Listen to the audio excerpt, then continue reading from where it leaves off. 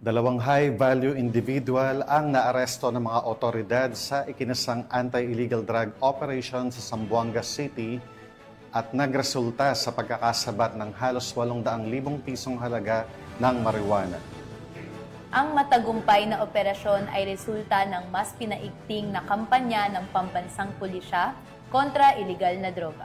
Alinsunod sa idinirekta ni Chief PNP Police General Nicolas Torre III na palakasin ang mga operasyon upang maputol ang distribusyon ng ipinagbabawal na gamot sa buong bansa. Ang report mula kay Patrolwoman Joyce Abiog.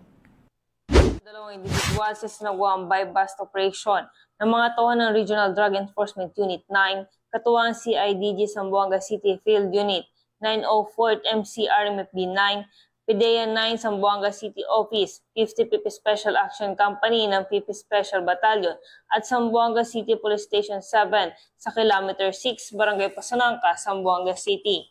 Ang matagumpay na operasyon ay nagresulta sa pagkakaresto ng dalawang suspect na kinilalang sina alias Lim, 19 na taong gulang, isang estudyante at residente ng San Jose Guso, Zamboanga City, at alias Arthur, 23 taong gulang, isang mekaniko at residente ng Luyahan, Zamboanga City. Nakumpiska mula sa mga suspect ang tinatayang 7 kilo ng hinihinalang marijuana na may kabuuang halaga ng humigit kumulang 840,000 pesos.